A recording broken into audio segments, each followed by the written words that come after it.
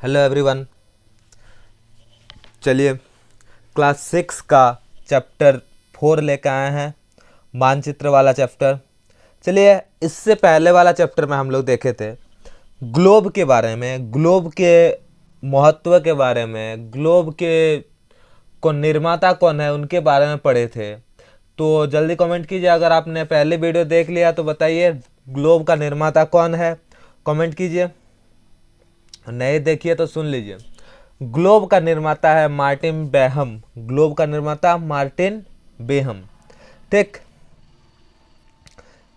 पृथ्वी का अध्ययन, ग्लोब के माध्यम से तो पृथ्वी का अध्ययन हो सकता है। पृथ्वी के देशों का अक्षांश विस्तार, देशांतर विस्तार, इन सारी चीज़ों के बारे में मैंने इससे अगले वाला वीडियो में चर्चा कर दिया था।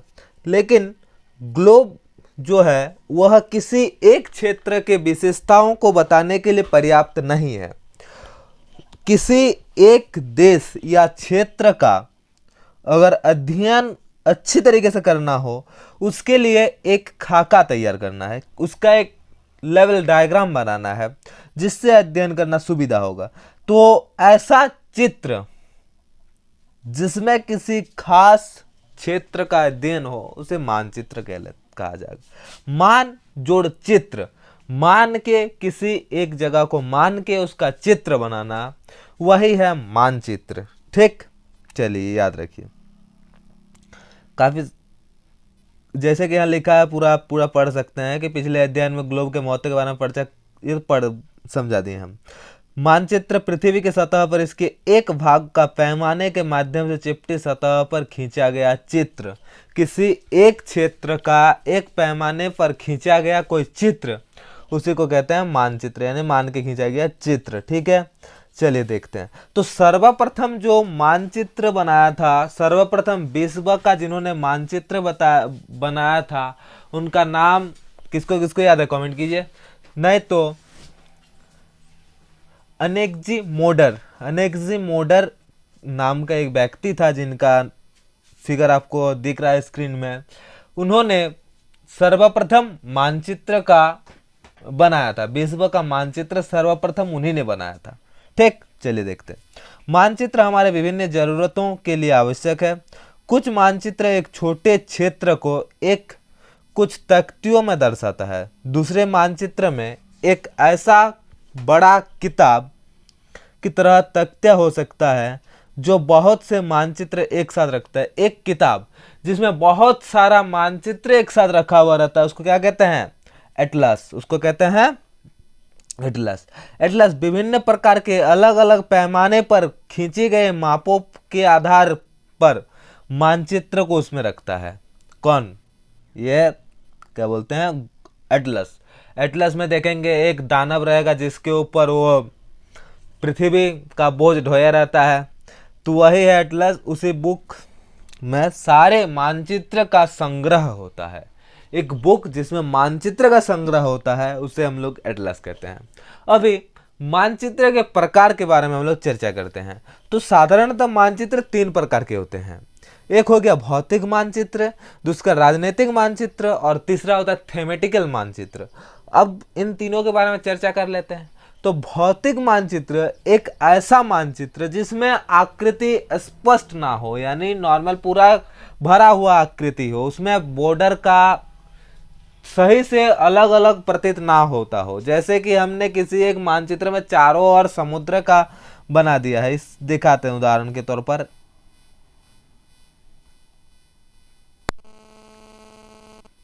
बुक में फिगर नहीं है, चलो दिखाते हैं। उदाहरण के तौर पर ये पर्वतों का, पहाड़ों का, मैदान, नदी, महासागर, ये सभी का जो मानचित्र बनता है, इतना इससे आदि और भी है, तो इन सभी का मानचित्र भौतिक मानचित्र बनता है। इससे अगले वाला अध्याय में मैंने मानचित्र के बारे में ही वीडियो, तीनों प्रकार के मानचित्र आपके स्क्रीन में दिख रहा है, तो वह देख लीजिए। भौतिक मानचित्र में कोई बॉर्डर नहीं है। राजनीतिक मानचित्र में जिसमें बॉर्डर रहेगा, यानी राज्य, नगर, शहर, विश्व के विभिन्न देशों, राज्य एवं उनकी सीमाओं को दर्शाता है। वैसा मानचित्र जिसमें उनके सीमाओं को दर्शाता है, यानी बॉर्डर दर्शाता है, उसे राजनीतिक मानचित्र कहते हैं। क्या, जिसमें बॉर्डर दर्शाता है, उसे राजनीतिक मानचित्र कहते हैं, ठीक ना। अभी आ जाता है थेमेटिकल मानचित्र। थेमेटिकल मानचित्र यानी किसी खास जानकारी प्रदान करने वाला जो मानचित्र होता है उसे एक थेमेटिकल मानचित्र कहते हैं।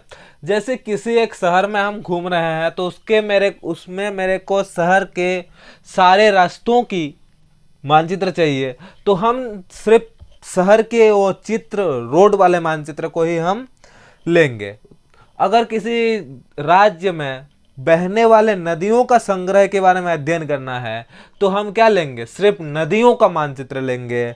वर्षा का अध्ययन करना है तो किसी देश के वर्षा का मानचित्र लेंगे। इसी प्रकार किसी खास जानकारी के लिए जो मानचित्र लेते हैं उसे हम लोग थेमेटिकल मानचित्र कहते हैं। समझ में, आशा करता हूँ ये तीनों प्रकार के मानचित्र के बारे में समझ में आ गया होगा। थेमेटिकल मानचित्र का एक उदाहरण है, हमारे मोबाइल में ही देखने को मिलता है, जो कि है ये जीपीएस, जिसके माध्यम से हम लोग दिशा निर्धारण करते हैं, कहीं जाने के लिए प्रयोग करते हैं। तो वो एक थेमेटिकल मानचित्र, उसमें सिर्फ हम लोग सड़क को ही देख पाते हैं और कुछ नहीं देख पाते हैं। साइड देखते हैं, वो सिंबल के लिए साइड की चीज़ों को दिखाया जाता है, ठीक। मानचित्र बनाने के लिए 3 घटक बहुत ही महत्वपूर्ण है, दूरी, दिशा और प्रतीक। दूरी, दिशा और प्रतीक। सबसे पहला जो है वह है दूरी। मानचित्र को बनाने के लिए दूरी सबसे महत्वपूर्ण भूमिका निभाती है। जैसे कि मान लेते हैं मैंने कोई शहर है जो 5 किलोमीटर का शहर है, तो उसको दर्शाने के लिए उसका कोई चिन्ह लेंगे, जैसे 5 किलोमीटर बराबर 1 सेंटीमीटर का अगर हम पैमाने लेंगे और उसी 1 सेंटीमीटर के अंदर सारे चीज को दर्शाएंगे, तो जो आदमी देखेगा वो समझ जाएगा कि यह 1 सेंटीमीटर के अंदर पूरे शहर का वर्णन है, और उसके थोड़े थोड़े जितना गैपिंग रहेगा वह उसमें डिवाइड करके निकालेंगे, ठीक। चलिए देखते हैं। मानचित्र एक आरेखन होता है जो विश्व एवं एक भाग को छोटे कागज के पन्नों में दर्शाता है। मानचित्र छोटे पैमाने पर खींचा जाता है, लेकिन इसके लिए सावधानी से छोटा किया जाता है ताकि स्थान के बीच की दूरी वास्तविक रहे, यानी स्थान के बीच की दूरी सही रहना चाहिए, इसीलिए उसका प्रयोग किया जाता है। जब कागज के छोटे दूरी स्थल की बड़ी दूरी को व्यक्त करते हैं, इसलिए उस उद्देश्य के लिए एक पैमाना चुना जाता है। पैमाने स्थल का वास्तविक दूरी पर मानचित्र बनाया जाता है। जैसे कि पैमाने पर एक मानचित्र, जैसे यहाँ 10 किलोमीटर के लिए 2 सेंटीमीटर का मानचित्र बनाएंगे। 2 सेंटीमीटर का मतलब वह होगा 10 किलोमीटर, तो वह है एक पैमाना। तो पैमाने 2 प्रकार के होते हैं, एक छोटे पैमाने के मानचित्र, एक बड़े पैमाने के मानचित्र। अगर छोटे पैमाने के मानचित्र का मतलब होता है कि 500 किलोमीटर 1 सेंटीमीटर पर, 1 सेंटीमीटर पर 500 किलोमीटर का होना छोटे पैमाने का मानचित्र कहा जाता है, और 500 मीटर 5 सेंटीमीटर में होना ये बड़े पैमाने का मानचित्र कहा जाता है। 500 मीटर की दूरी 5 सेंटीमीटर, ये वाला मानक ये आप थोड़ा सा पॉइंट कर लीजिएगा कि 5 सेंटीमीटर की दूरी अगर 500 किलोमीटर में दर्शाती है तो वह है छोटे पैमाने का मानचित्र, और अगर 500 मीटर की दूरी 5 सेंटीमीटर पर दर्शाती है तो वह है बड़े पैमाने का मानचित्र, ठीक। चलिए देखते हैं इसके बाद बहुत ही महत्वपूर्ण चीज़ आता है दिशा। दिशा को हमेशा सही तरीके से लिखना बहुत ही ज़्यादा जरूरी है। ये वाला याद करने के लिए एक सिंपल आप ट्रिक्स अपना सकते हैं। ऊपर का जो साइड है वह हमेशा नॉर्थ से शुरू होता है, और क्लॉकवाइज घूमता है। इसके लिए हमने एक ट्रिक आपको याद दिला देते हैं, नेवर ईट सैंडविच। आप याद रखिएगा, नेवर, ये स्क्रीन में लिख जाएगा, नेवर ईट सैंडविच।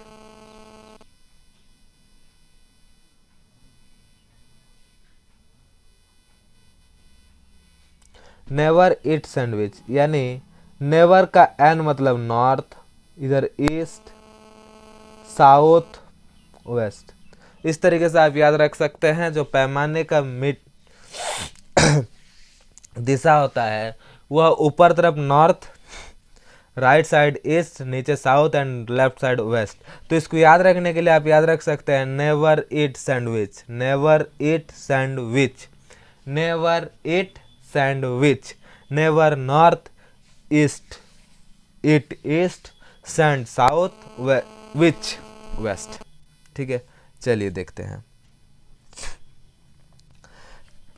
अधिकतर मानचित्र पर ऊपर दाहिने तरफ तीर का निशान बना हुआ रहता है और ऊपर ऊ लिखा हुआ रहता है। ऊ का मतलब होता है उत्तर दिशा। ऊपर के जो तीर होता है वो उत्तर दिशा होता है, उसके बाद वो पूर्व पश्चिम, और इसी सब को प्रधान दिक बिंदु कहते हैं। ये जो 4 बिंदु दिखाई देता है उत्तर, पूर्व, दक्षिण, पश्चिम, इसी को प्रधान दिक बिंदु कहा जाता है। इनके बीच और 4 दिशाएं होते हैं, जैसे कि उत्तर पूर्वी, दक्षिण पूर्वी, दक्षिण पश्चिम, उत्तर पश्चिम। ये सब स्थिति को देखने में मदद होता है। चलिए, दिक सूचक कंपास। उसके बाद आता है दिक सूचक की सहायता से स्थानों की दिशा पता लगाया जाता है। दिक सूचक कंपास, जिसको हम लोग इंग्लिश में कंपास कहते हैं, कंपास के द्वारा यह दिशाओं का पता लगाया जाता है। इससे और एक महत्वपूर्ण चीज है जो कि प्रतीक है। प्रतीक के बिना कोई मानचित्र बना ही नहीं जा सकता है। बिना प्रतीक के मानचित्र की कल्पना नहीं की जा सकती। ये तीनों अंगों के बिना मानचित्र की कल्पना नहीं की जा सकती। सबसे पहले दूरी, दिशा, प्रतीक। दूरी, दिशा, प्रतीक। मानचित्र बनाने के लिए 3 महत्वपूर्ण टॉपिक्स है, दूरी, दिशा, प्रतीक। दूरी, दिशा, प्रतीक। ठीक, चलिए उसको याद रखिए। आता है क्वेश्चन में कि मानचित्र बनाने के लिए क्या जरूरी है, तो दूरी, दिशा, प्रतीक। यह किसी मानचित्र का तीसरा महत्वपूर्ण घटक है। मानचित्र का वास्तविक आकार उसकी आकृति, भवन, सड़क, पुल, रेल पटरी, कुआं आदि को दिखाने संभव नहीं है। उसको छवि बनाना फिर मुश्किल हो जाएगा, इसलिए छवि नहीं बनाते हैं। उसके लिए कुछ चिन्ह का प्रयोग करते हैं, जैसे कुछ अक्षर, छायांकित रेखा, वो सब का प्रयोग से हम लोग मानचित्र बनाने के कार्य करते हैं। जैसे कि रेलवे लाइन के लिए 3 फिगर होता है। अगर बड़ी लाइन हो तो ऐसा black and white, and metre line हो तो एक लाइन, उसके बाद छोटे छोटे बिंदु, फिर अगर रेलवे स्टेशन तो RS लिखा हुआ होगा। ठीक है। सड़क, पक्की सड़क हो तो दोनों पैरेलल लाइन होगा, कच्ची सड़क होगा डॉटेड लाइन होगा। अंतरराष्ट्रीय, अंतरराष्ट्रीय का मतलब एक लंबा लाइन फिर डॉट, फिर लंबा लाइन फिर डॉट। राज्य लाइन, लंबा लाइन हल्का डॉट, फिर लंबा लाइन डॉट। और अगर जिला लाइन हो तो उसमें आपको दिखेगा सब डॉटेड लाइन। नदी, नदी के लिए जो नदी जैसा दिख रहा है, कुआं काला डॉट, तालाब ये गोल जैसा, नहर ये जैसा नहर का है, नहर ये पुलिया का, मंदिर इस तरीके से, मस्जिद का रहेगा आपका ऊपर क्रूस, गिरजाघर का क्रूस, मस्जिद का इस तरीके से, और ये है मस्जिद, ये चर्च, ये वाला है छतरी। ठीक है, चलिए देखते हैं। पोस्ट ऑफिस को PO कहते हैं, post and telephone of telegraph office तो PTO, पुलिस स्टेशन PS, बस्ती, बस्ती को ऐसे डॉटेड किया जाएगा, एंड कब्रिस्तान को गोल गोल, पेड़ के लिए छोटे छोटे घास के द्वारा मानचित्र की जानकारी प्राप्त कर सकते हैं। मानचित्र की एक विश्वव्यापी भाषा होती है जिसे सभी आसानी से समझ सके। इन प्रतीकों का उपयोग संबंधित सहमति है, यह है रूढ़। जैसे ये वाला देख लीजिए, यहाँ पर बसंतपुर है, इसमें एक पक्की लाइन गई है जो पूरा दिख रहा है आपको, ये पक्की लाइन है। ये जो दिख रहा है आपका पतला, ये पक्की लाइन है। ये वाला आपका कच्ची लाइन है। ये वाला मीटर रेलवे स्टेशन है, रेलवे लाइन है। ये वाला रेलवे स्टेशन का है, और ये जो डॉटेड ब्लैक एंड व्हाइट दिख रहा है बड़े लाइन का है। यहाँ पर एक छतरी का है, यहाँ पेड़, यह है तालाब, यहाँ पर एक पुलिया का दिख रहा है, ये गिरजाघर है आपका। ठीक है, ये एक नदी बह रही है, यह नदी, ये वाला नदी है। ये पक्की लाइन, विद्यालय, कब्रिस्तान, चर्च। और एक चीज इसमें महत्वपूर्ण चीज है, यहाँ पर ये देखिए दिशा, ये है आपका दिक सूचक। तो ये दिक सूचक बहुत ही ज्यादा जरूरी है।